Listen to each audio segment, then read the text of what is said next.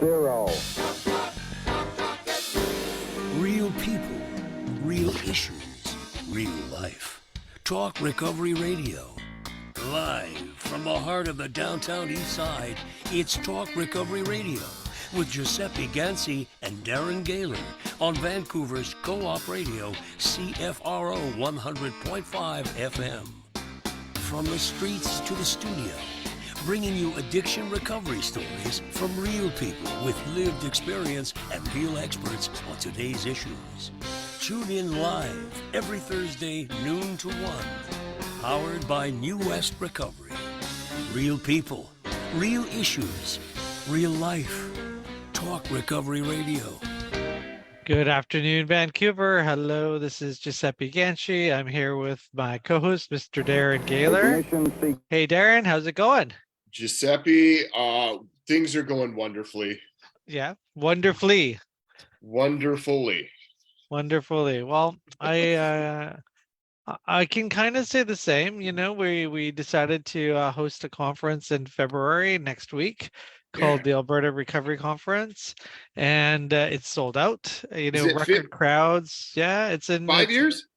Sixth annual, 6-1. Okay. And it's record crowds. Are the biggest crowd we've ever seen at all of our conferences. You know, just to give us some background, you know, this started off with just a little idea. A couple of people in recovery was like, hey, let's have a recovery conference for healthcare people. And, you know, maybe people might show up. And the conference is not the 6th conference, because some years we had multiple cities. Like one year we did 6 cities across Canada, right before COVID. So we've done quite a few, and been pretty amazing. Some sad news. Some harm reduction people plan on protesting the conference.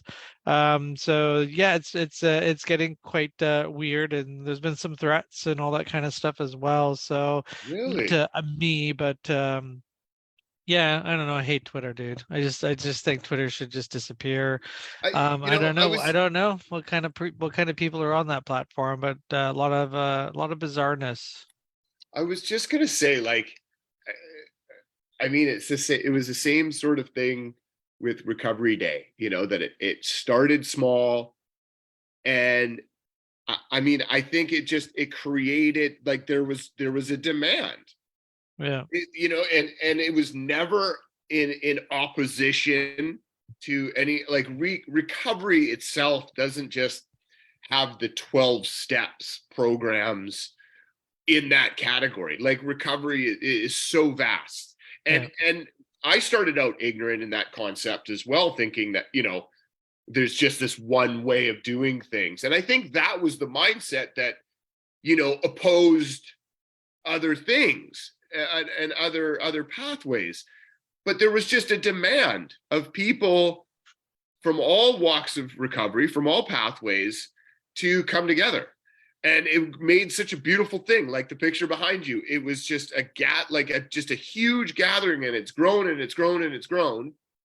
And the same thing would have been about the recovery conference. Okay, it's not something that's trying to take anything away from anything else. It's just there's a demand for people that, you know, counsel in this way, that do psychiatry in this way, that doctors that want to add components of recovery to their, you know, list of resources, and it's growing, and I guess that brings upon the opposers as well, like it's some sort of threat to their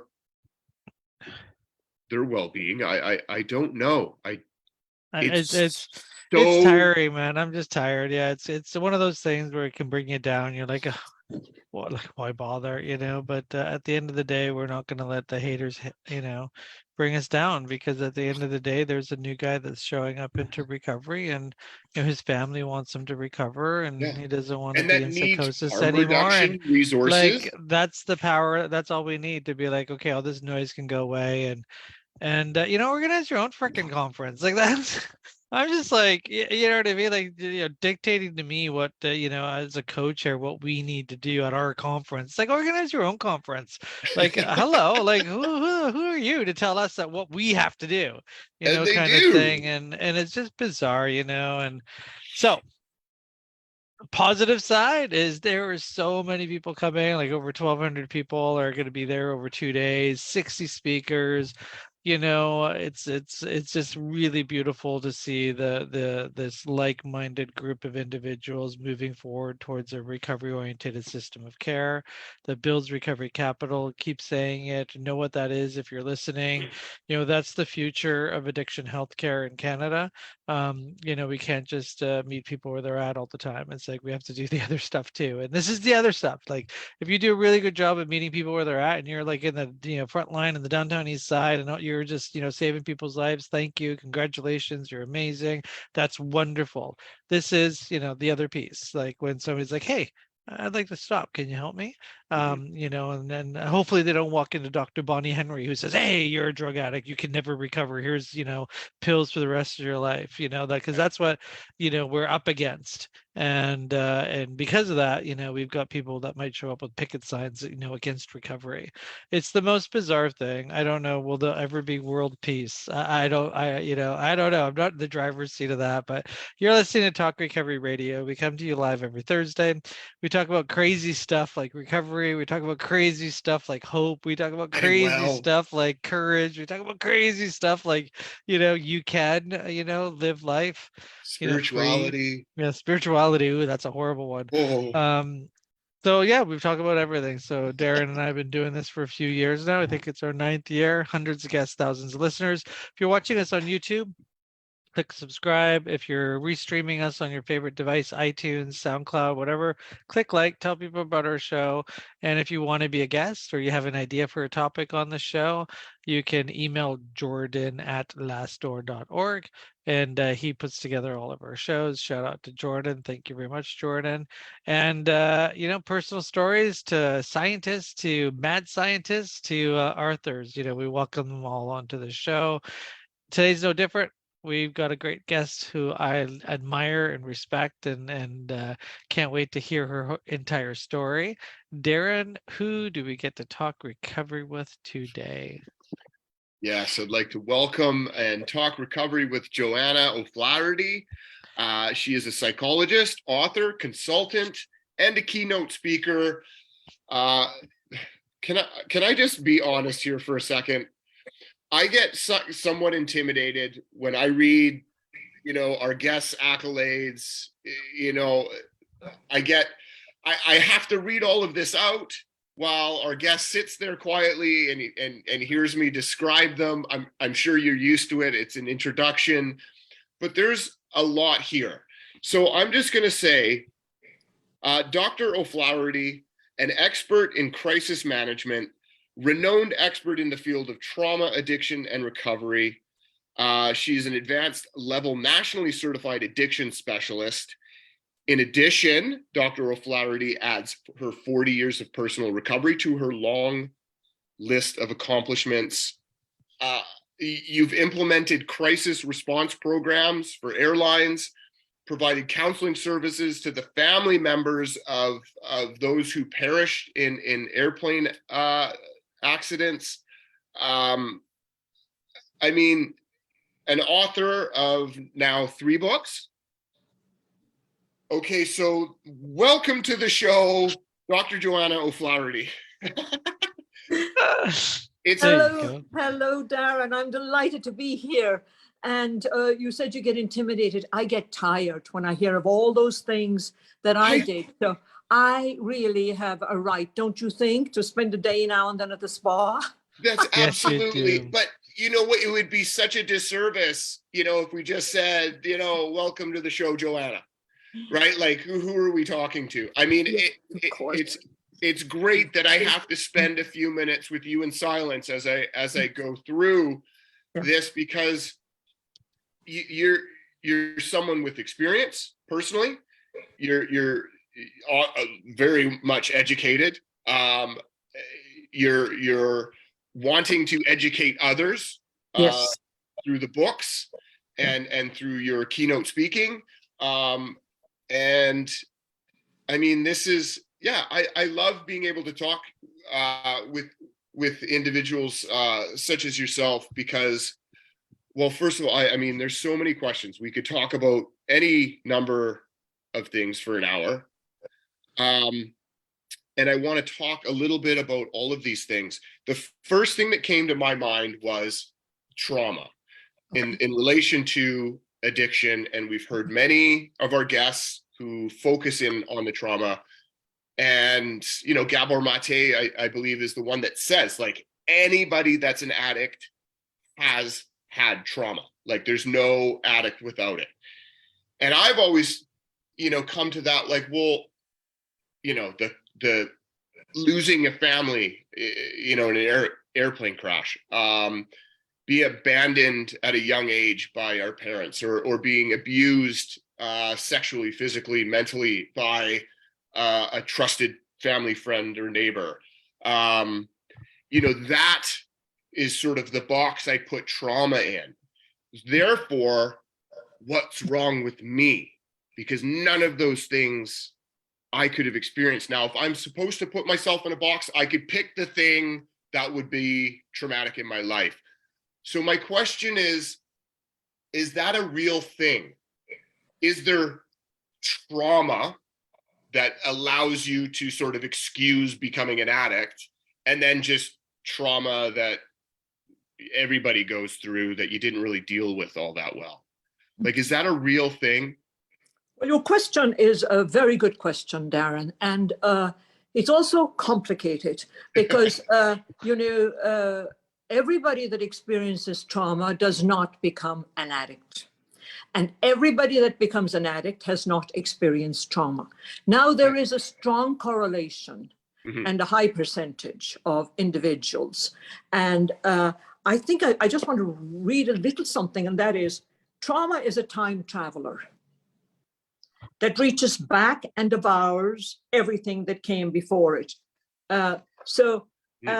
My real passion and commitment as a professional in the field and as a recovering woman is to really focus on healing trauma, not blaming, shaming, but sort of, eradicating and first excavating the trauma, then addressing it and erasing it if possible. I also look at transgenerational trauma because, you could come from a very functional, quote unquote, functional family, your nuclear family, but your ancestors may have had horrific trauma, and they will pass this on either covertly or overtly. They may never share it, never speak about it, but they will pass on the behavior, the fear, the so on. And a lot of that research has come out of the Holocaust survivors. So I know a lot of your viewers and listeners indeed are folks in recovery or families that have loved somebody who's in recovery or indeed in the throes of the illness. And I do believe that if indeed the individual has a trauma background, it is our obligation to help that individual, look at it and address it, and what we call self-regulation. Because when you have a trauma trigger, Darren, you can be very much have a visceral response. And for people in early recovery, that's quite dangerous. They will want to regulate, and they know how to regulate. If we haven't taught them healthy ways, they'll go out and they'll drink or use or whatever they're doing. So I want to say to all of the listeners that trauma is not a life sentence. As those of you, we'll talk about it later, but if you read my book, you will see I've come from a trauma background. And while has it challenged me? Absolutely. Have I done a lot of healing? Absolutely. And I've integrated the trauma. We never get rid of the trauma. I say in my workshops, Darren, that no matter how good we are, psychiatrists, psychologists, whoever we are, we cannot give somebody a new history. Right. What happened to them happened to them. And I'm very sorry. But my goal is taking them and moving the needle from victim to survivor. And I've dedicated over 30 years of my professional life. Now I'm aging myself, Darren. But in any event, I've dedicated over 30 years of my life to working in the field of recovery and focusing on healing trauma, healing ancestral trauma. By the way, I brought that body of work to the Betty Ford Center when I started working there. Yeah, absolutely. Like, so you've seen it firsthand, Yes. worked with it, know beyond a shadow of a doubt it to be true that the most horrific, stories of trauma can not be forgotten. It can be, as you say, excavated. Yes. And then, and what is paint the picture of the living with, the healing from, what does that look like for an individual? Another great question. Have you read my book? Because you were asking some incredible questions. Here's the deal. When we do trauma work, we focus on the individual and we go into the vortex of the pain with the individuals to take the power out of the memory, because the trauma's happened. It's the memory of the trauma that is really haunting us, so to speak. So we go into the vortex of the pain to take the power out of, and people usually get that wrong. They go, the trauma. I said, no, the power out of the memory. And so we neutralize the memory, and it is important for the individual to share, if they're involved in therapy, to share their story once in totality, and then aspects of the story that continues to heal them. Because I would recommend that and this is why it's very important to find the right therapist who is trauma informed, because we want the individual to share their story in totality once. Because when you share your story, particularly of trauma, there's a visceral response and it's quite painful. And so, but then there'll be issues and aspects of the trauma story that will continue to surface, and we deal with them, so on. So I find it very sacred work, and I'm very passionate about it. Obviously, I was called into the work as perhaps the archetype of a wounded healer, but for the wounded healers, we need to do our own work.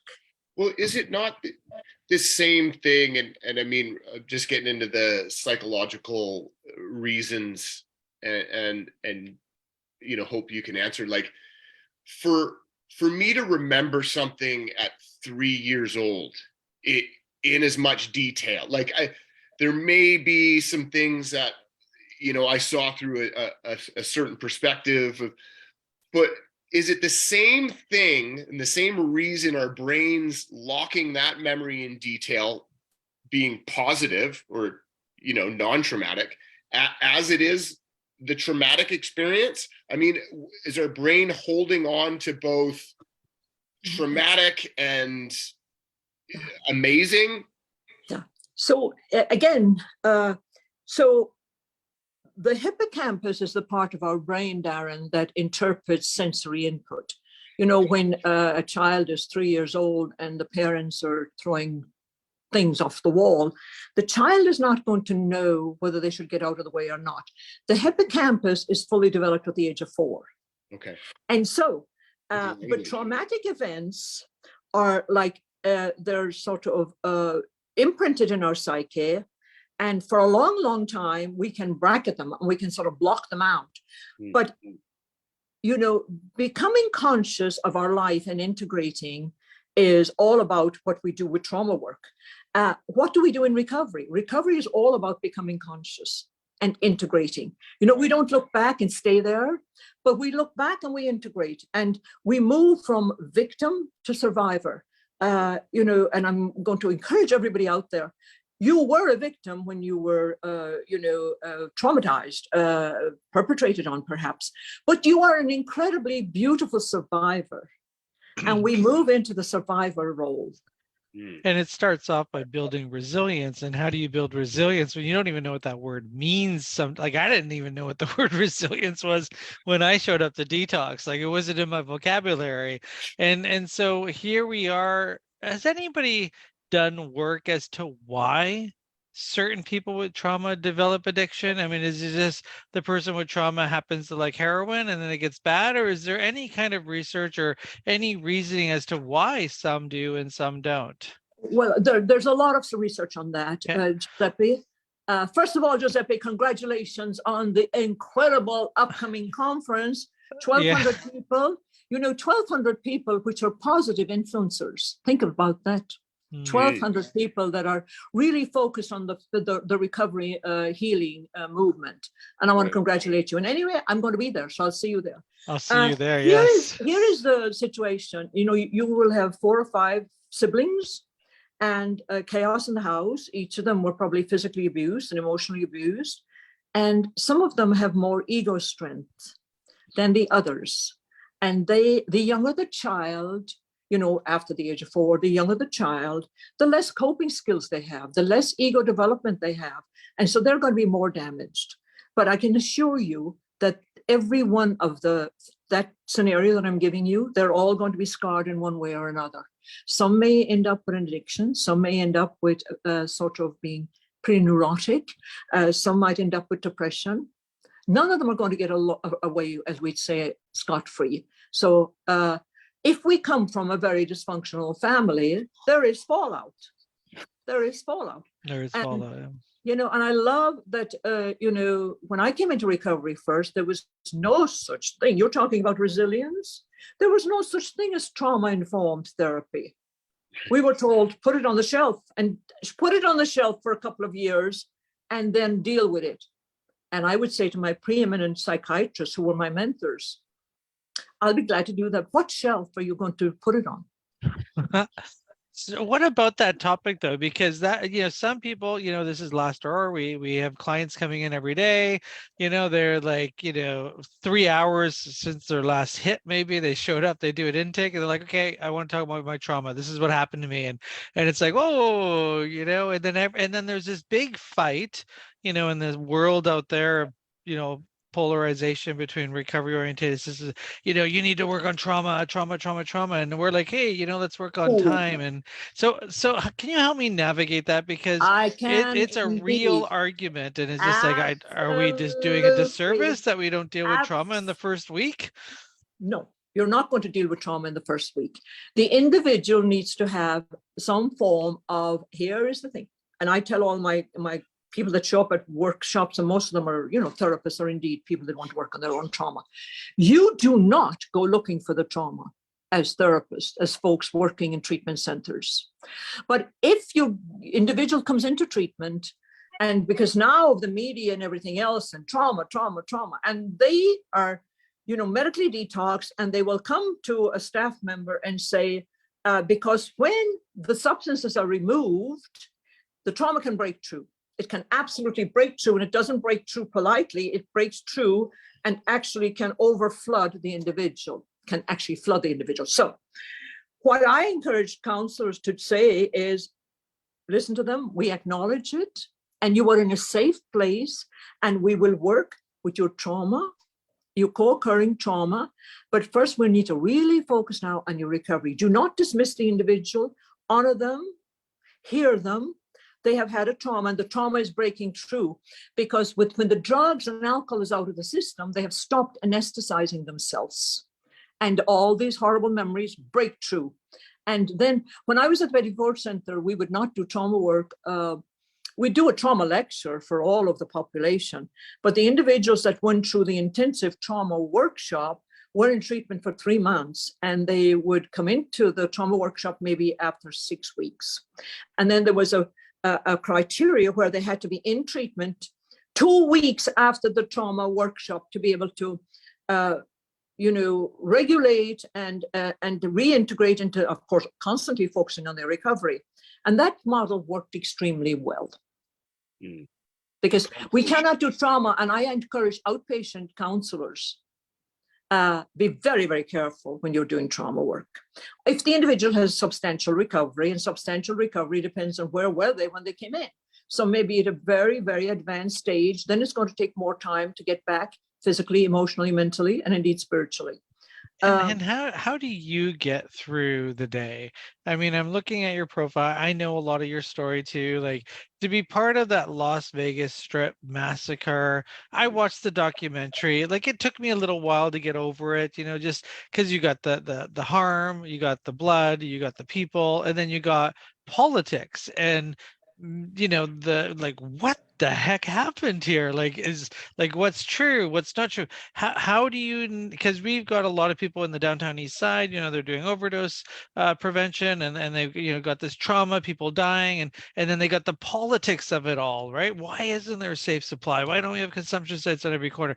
Like, how do you, so not just navigating the trauma, how do you navigate the whole piece? Because after I thought about the conspiracy theory for weeks, sometimes I still do. Well, ironically, would you believe this? Prior to the shooting in Vegas, I had trained over 200 first responders, police and fire, on what's called critical incident stress debriefings. Essentially, it's how they can do, in a very structured way, offer psychological first aid to each other. I trained over 200, and some of them were retired. They wanted to come onto the teams. And so I thought, I trained them, but this is never going to, what's going to happen? On plane crash into Las Vegas, the Las Vegas shooting happens. Mm-hmm. Now, my role, and people ask me this, my role, how are the families? How are this? I don't work with the families. I work with the first responders. And so I would say to whoever asked me, I said, I don't know how the families are doing, but I would assume they're in shock and so on. So I worked with the fire and the police. And there is an absolute guideline. We never interrupt their work. We never interrupt their process. We stay out of the politics. And obviously, the firefighters, think about this, and you know this, Giuseppe, because you work downtown. The firefighters' role, their task is going to be complete long before the police. So we work with firefighters, then we work with the police, debriefing them. And then I worked with the coroners, because all of the remains showed up at the coroner's office. How do you deal with that? And so politics, I guess I'm blessed. I'm blessed really because of my own program of recovery, not what I learned in graduate school. Keep the focus on what I have to do and stay away from the politics, because there's politics all over the place. I've seen it in the aftermath of aviation disasters. And, I think one thing is having, experience. We learn a lot by experience. And I've been responding to disasters again for 30 years. So, and how do I recover? I have a program. I have a program of self-care. I have wonderful people in my corner that I share with, Giuseppe, and they're not here to fix me. I'm not broken. I'm just tired. My soul is tired. My body's tired. I'm tired emotionally. And, I also need to focus on that. Remember, I didn't cause it. I didn't cause the Las Vegas shooting or these airplane crashes. And I'm gifted that, I've been in many ways trained and prepared to make a small difference. I'm part of the solution, not the problem. Wow. It's amazing to think, when you hear those stories, that there is a solution. And I think even in my most optimistic mind, and from what I've seen in my own experience, I could almost say anything's possible, like as far as healing goes, right? I think you did say that there's, where possible. So there are certain exceptions, I'm sure. But it really tells the tale, and it puts pressure on me, and in my self-centeredness. If these people that have gone through that, I think of the people in Turkey, like wondering where their loved ones, if they're still alive. I mean, the trauma that, I guess, maybe is it easier because they can't blame any one individual or any group of people, that it's a natural cause. And I guess are there different forms of trauma, and some are naturally just, easier to heal out of? And if so, what are the ones that are, is it the abuse as a young child that is predominantly the one that's hardest to heal from? And just in generally speaking. So Darren, you've covered a lot there. And so remember how I said earlier that the younger the child, because of the defensiveness and, no ego strengths and so on, there can be a lot of damage there. Is it a natural event? Like the earthquake in Turkey, which is tragic, by the way, my heart goes out to them. Believe it or not, there's a lot of research done on that. And yeah, they heal, they survive better from that because there's no perpetrator. No perpetrator. And so, but it will take them a long, long time to recover. My God, many of them have, lost incredible family members, multiple family members. And so with the Las Vegas shootings and the two major aircraft disasters, well, I've responded to several, but I quote two specifically, the Lockerbie, which we were perpetrated upon. It was bombed out of the sky. Very difficult, very difficult. And then TWA Flight 800, 9/11. I was involved in 9/11. And so it's complicated, and some recover quite well. Some, it takes a long time. They suffer from full-blown PTSD.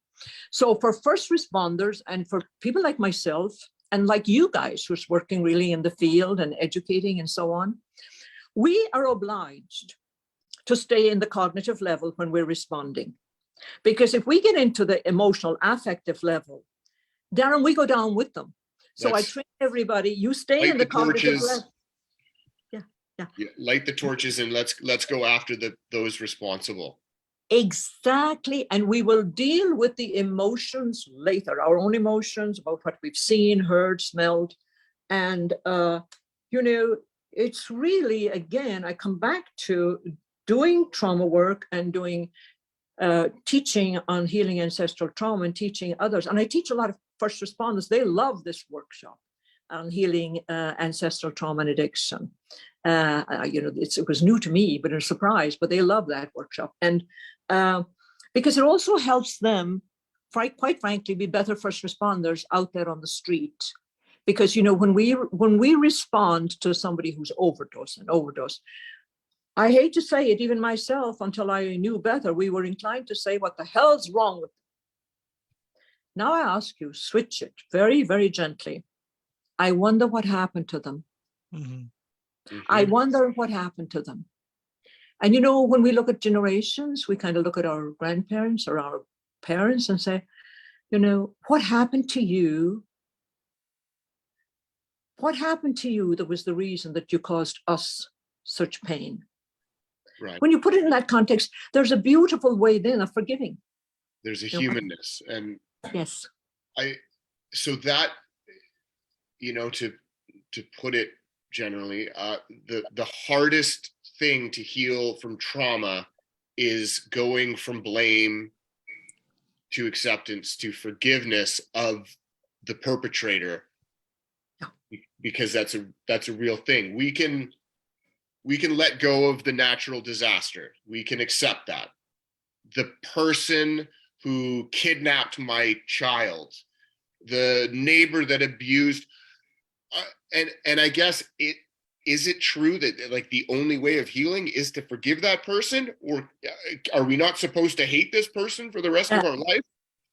Now, I think that how I'm going to answer this is going to become quite controversial, because a lot of people say we have to forgive.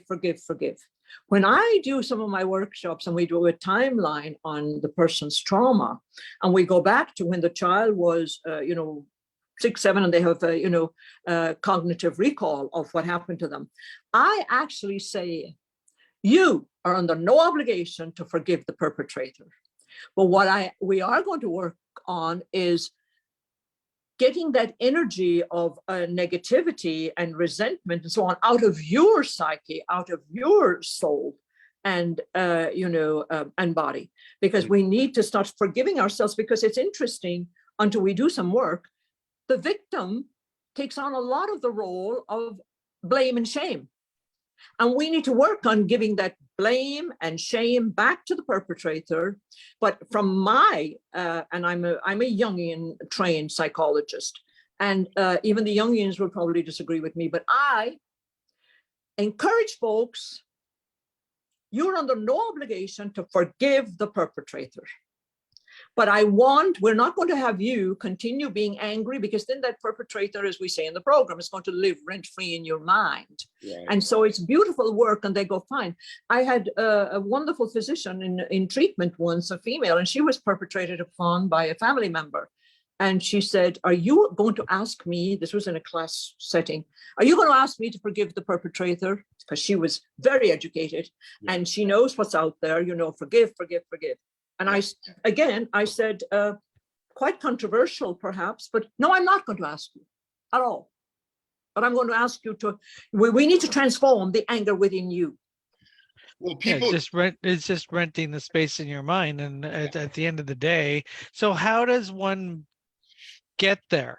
So someone's at home right now, and so obviously this isn't a therapy session, but they sit down with you for an hour. So what happens? How do I get from being a victim to being a survivor? What should people do after this interview?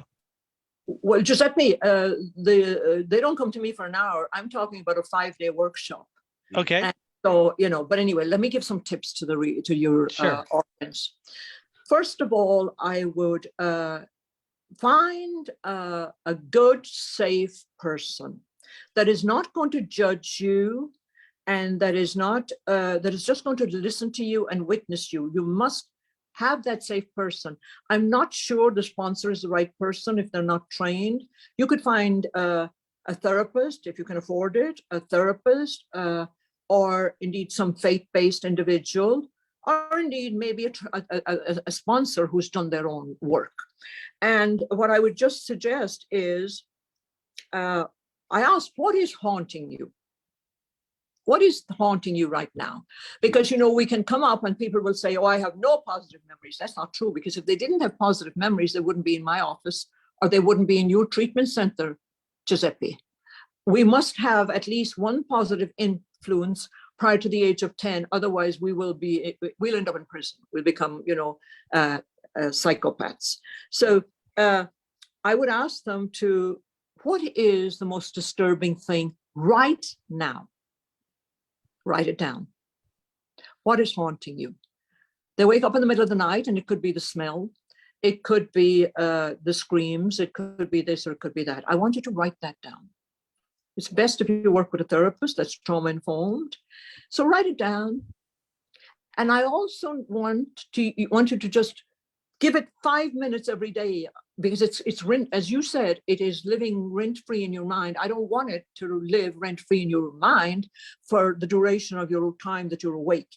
Give it 5 minutes of your dedicated time to do your healing, and whatever your healing rituals are. There are many out there. And but then you will start diffusing that haunting vision. If you're into rituals, you can put a ritual, but you need to put a positive image over the haunting vision. And there are wonderful ways of doing that. And so also, if you're not ready and it comes up, simply say to this haunting vision, I'm not ready right now. It's positive self-talk. I am not ready right now. Go to your whatever program you're in, go to your 12-step program and have your support system. Because when we're with other folks, I call it like we're recalibrating, and we have an energy, and it's quite wonderful. Some of the stories we've all heard, those of us on this platform, are mind-boggling, and it's man's inhumanity to man that keeps me awake at night sometimes.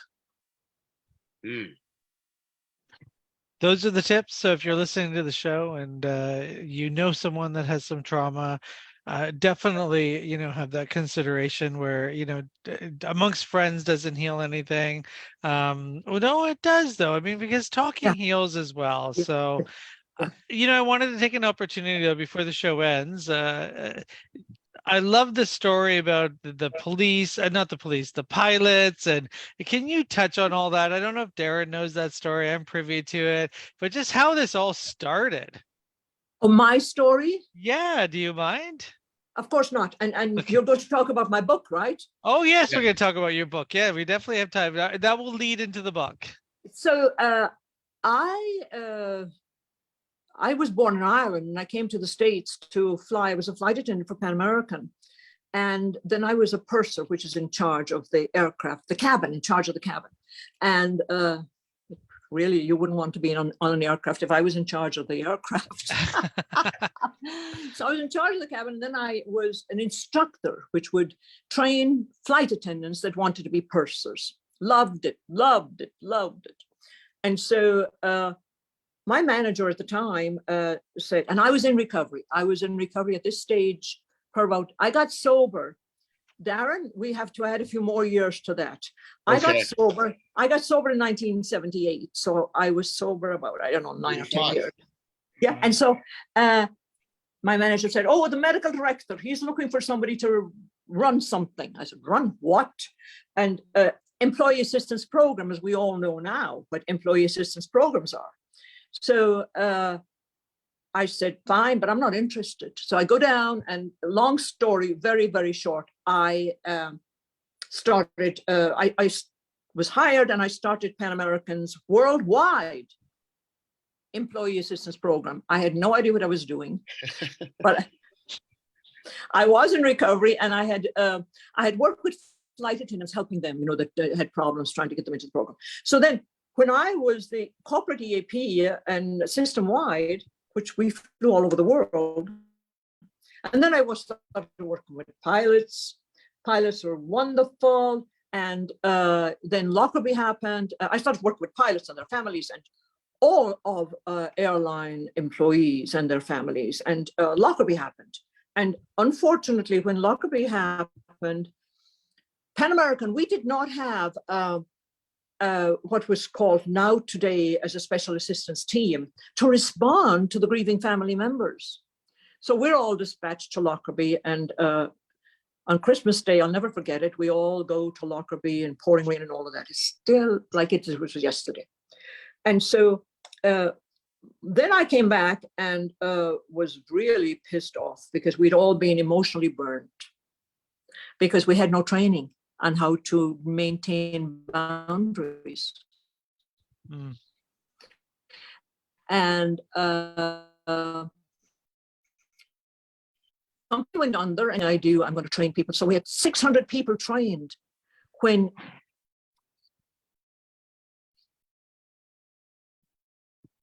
looks like we're losing you, Johanna, can you hear us?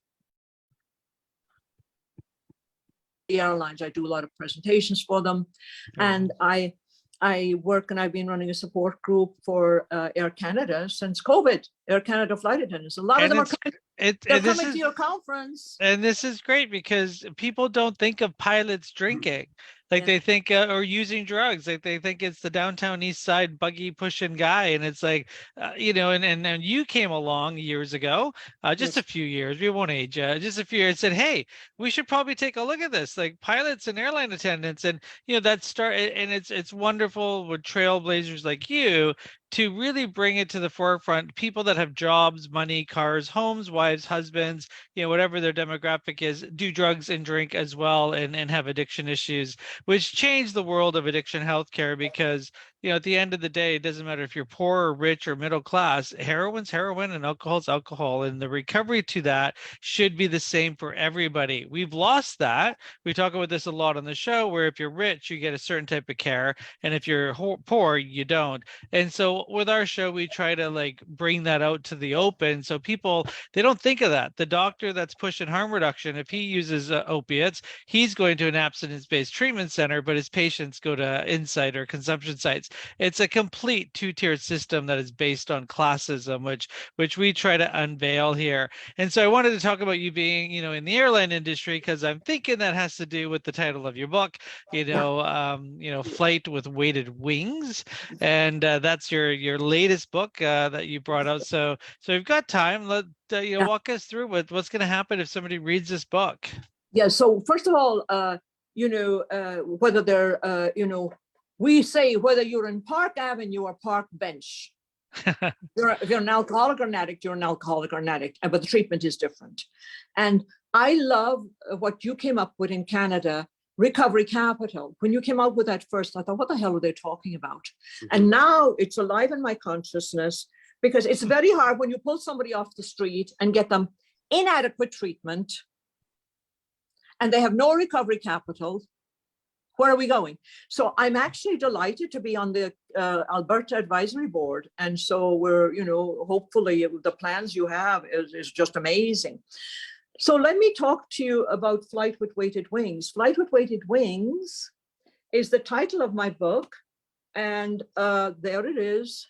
But the caption is, it's the untold story of the Irish woman at the center of the most horrific events in our lifetime. So, the aviation crashes, the 9/11s, and the Las Vegas shooting.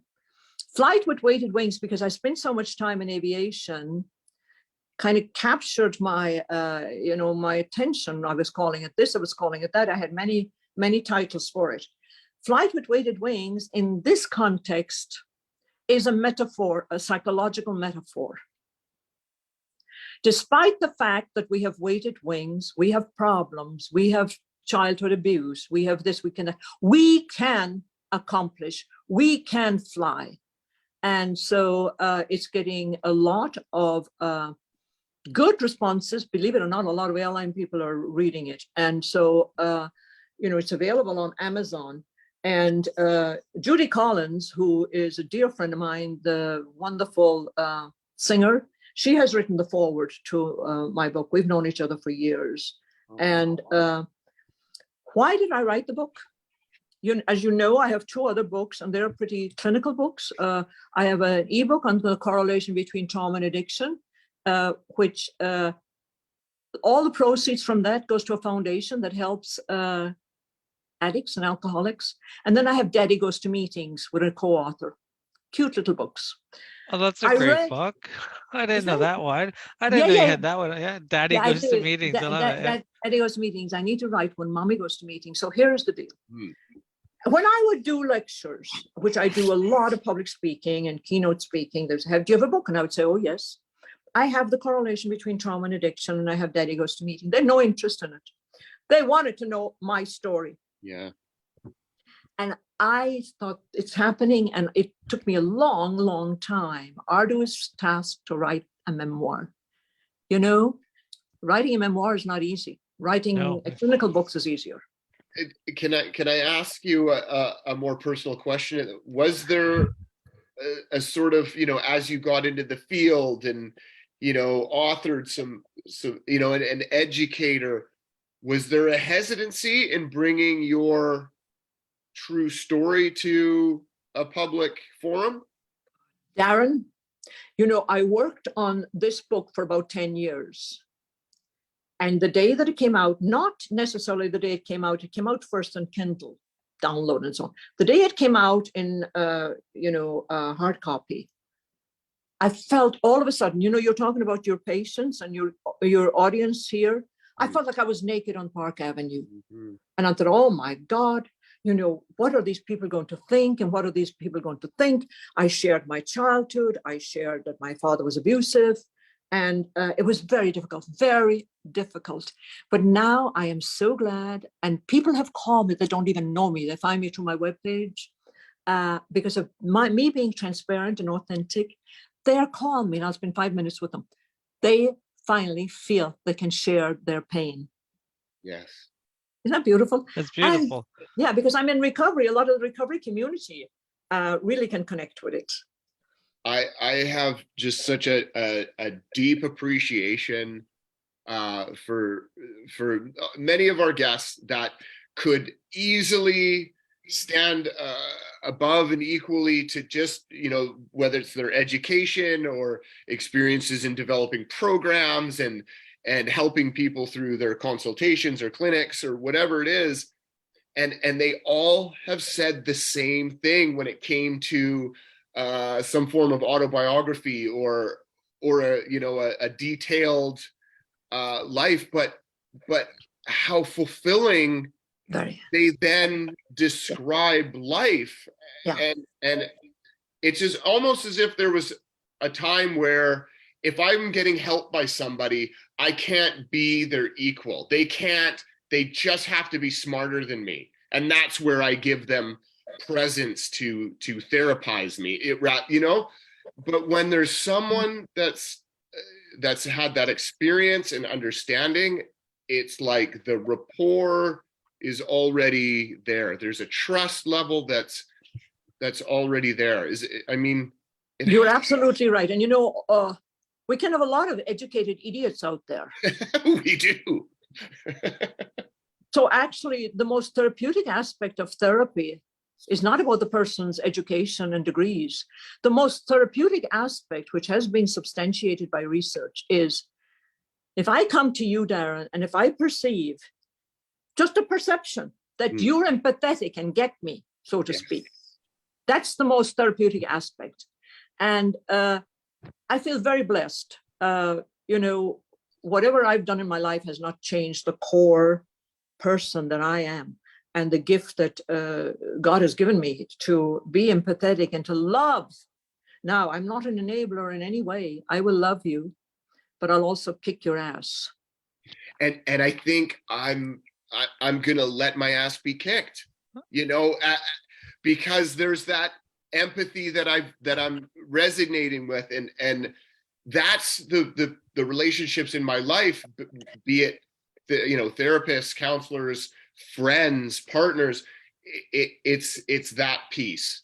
It's that piece that's the equalizer. Well, there won't be any movement to change anyway. I mean, the biggest obstacle for me anyway, it was ego. When I started this recovery, until I was able to put that down and be like, okay, maybe, just maybe I'm not the center of the universe. Just maybe. So let's start from there. You know what I mean? So Giuseppe, and I've sort of reflected on this, and so ego, we had to hold on to some sort of a healthy ego when we were just starting our healing journey, and I call it a healing journey, whatever journey we're on. But then as we gained more self-esteem, there's a healthy ego and there's a false ego. When we're new in recovery, we have a false ego. We're trying to patch ourselves back together, and it's okay, as long as we don't continue to self-sabotage ourselves. Once we become what I call integrated, we have a healthy ego. We need to have an ego, a healthy ego. And we can then be authentic. The whole process of depth psychology, which is the psychology of Dr. Carl Jung, is what we call individuation. And so to me, it's an absolute honor to be able to witness somebody begin their journey of healing. I have a controversial question, if I can ask. Hopefully we don't get in hot water for this one. What do you do? Because we're around, especially, Darren and I, we're around people in active addiction, early recovery, people in recovery that aren't in recovery, all that kind of stuff.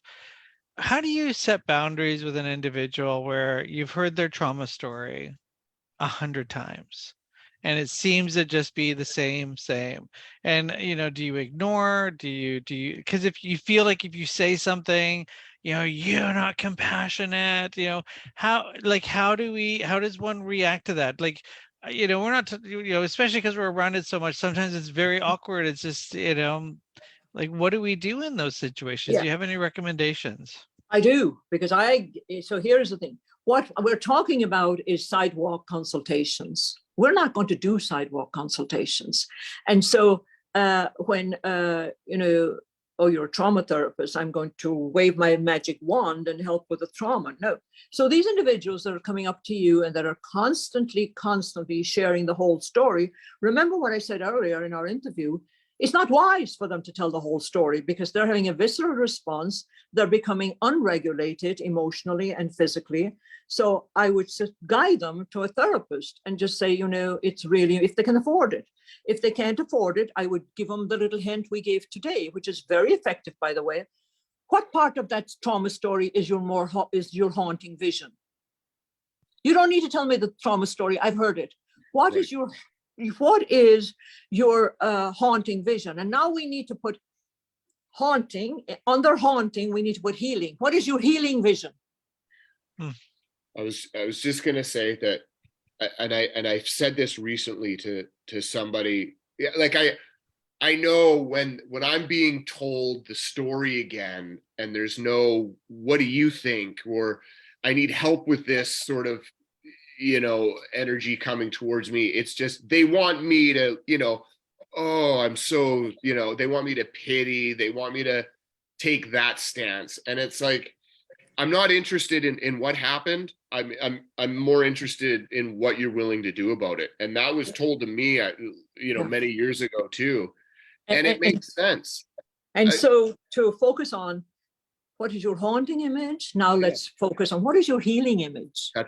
Because that's what I got out of what you said. Yeah. And I don't want to judge anybody, and God love us. But here is the thing: some people, for some reason or another, they are totally stuck in their trauma. They like to be in the victim role, and so sometimes in the trauma workshops, it's like we move them from with one hand out of the victim role and into the survivor role, and in the process, it's painful.